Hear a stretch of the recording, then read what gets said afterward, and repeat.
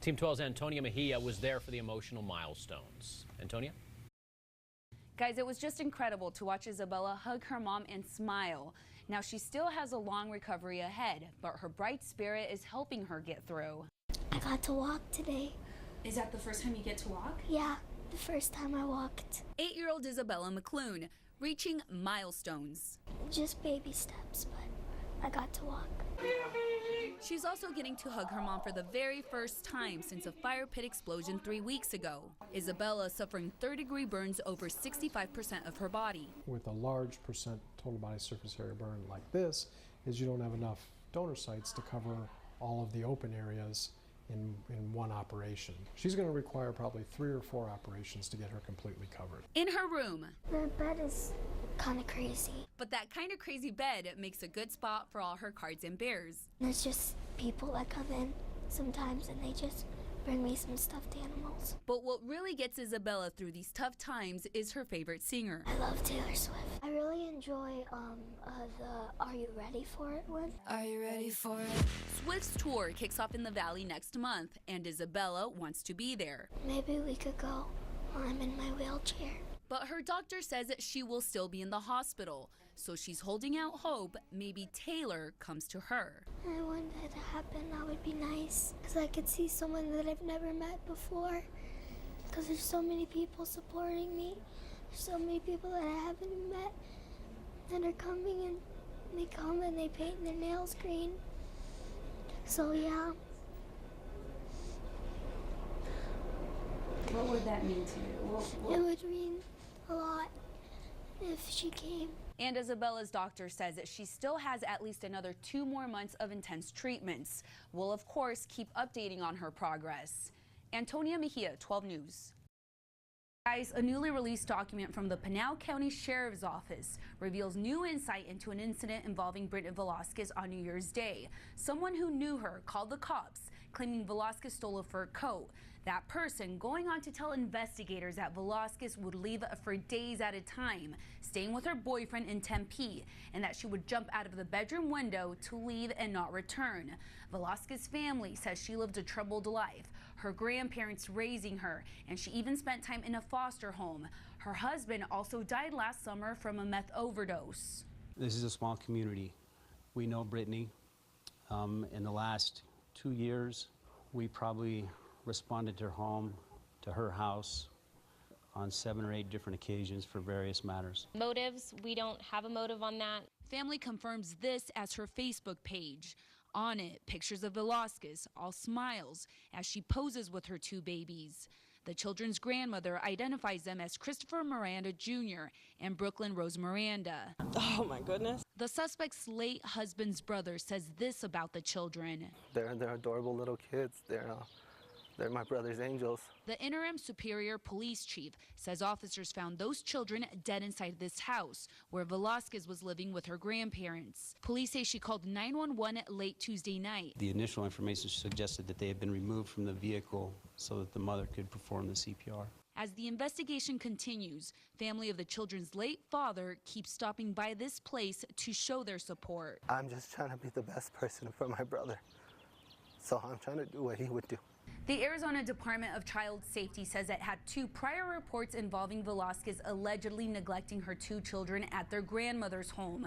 DCS says in both cases, there was no evidence of neglect or abuse, so the agency never took the kids out of the home. Antonia Mejia, 12 News.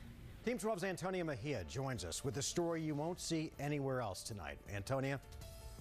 We're out here at Caswell Shooting Range in Mesa. We're going to put this to the test. It's a product that a Valley company says it could withstand a bullet and save your life in a school shooting.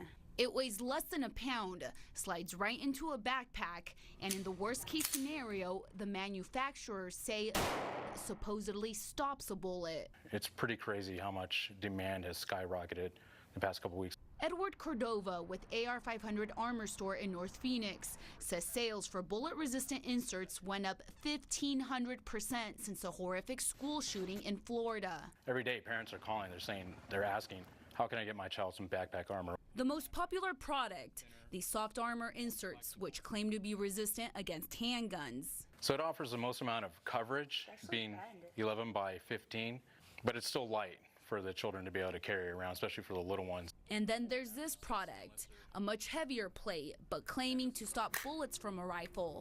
Just looking out for daddy's little girl. This concerned father's little girl, not a student, but a teacher. He asked us to keep him anonymous for the sake of his daughter's safety. They won't allow her to carry a gun at school.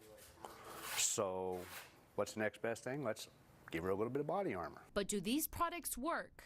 We're gonna go ahead and put these inserts into the backpacks. The first one up is gonna be the lighter, softer one, which is supposed to stop any handgun. There's where it went in. Nothing. Now the heavy metal plate claiming to stop a bullet from a rifle. I would doubt that a child would even feel that on the other side, because there's no bulging going on this side. So it's just that one little piece right there. The inserts proved to do their job, but the only one that was able to stop the rifle caliber was the heavy steel plate. Antonia Mejia, 12 News at 10. Team 12's Antonia Mejia is live in Fountain Hills for us tonight with the latest from investigators. Antonia? Mark, Tram, I'm right on the southeast corner of Saguaro and Palisades. It's the spot where these pedestrians were, and somebody's actually already laid a rose at the corner of this intersection. Police are saying that this driver was headed northbound on Saguaro Boulevard before he veered off, got on the sidewalk, and hit the victims. It's a sad day today, yeah, for the whole Fountain Hills. 3 lives taken away in an instant after investigators say a man in his 20s who was driving this Ford Explorer plowed into a group of 4 people, 2 men and 2 women, all between 50 and 60 years old. The car went onto the sidewalk and struck all 4 of them as they're on the sidewalk. The view overhead from Sky 12 shows a damage to the hood of that SUV after the impact. The driver did not show any signs of impairment. Speed is also not believed to be a factor, but witnesses out here are traumatized by what they saw. What I heard, it was a big screeching sound. Helen Ketchen had just arrived to her beauty salon when she heard the commotion and immediately looked out. It was not a regular noise that you heard. So and that's when all the body were on the floor. She says within minutes, first responders arrived as other witnesses, including a doctor, were already trying to help. They really tried, but there was nothing to be done. Police now trying to figure out what could have caused the man in this SUV to leave the roadway. I don't believe that we actually got reports into this actual driver driving erratically or anything like that.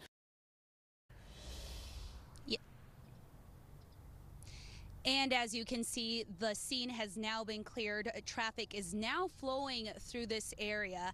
As for the 4th victim, that person is still fighting for his or her life in the hospital. Live in Fountain Hills, Antonia Mejia, 12 News. All right, Antonia, thanks. You can imagine the shock of seeing such a scary crash. Tonight, we're hearing from witnesses who spoke with the suspect just moments after. Team 12's Antonia Mejia continues our coverage from Tempe. Antonia? Mark, and the man I spoke to, he tells me that he got an alert on his cell phone about this high-speed pursuit. He decided to tune in, not knowing that it would end up right in front of where he works. That's when he stepped out of his job and recorded the video you're about to see. Moments after crashing head-on to a car, the suspect walks out, appearing unscathed, talking to people. Do you guys know who I am? The red SUV he was driving still smoking in the background. Police rapidly arrive, hustling to the vehicle, not realizing Timothy Mitchell Table is the man they're looking for, until... That's him right here! Hey, that's him right here! Witnesses point him out.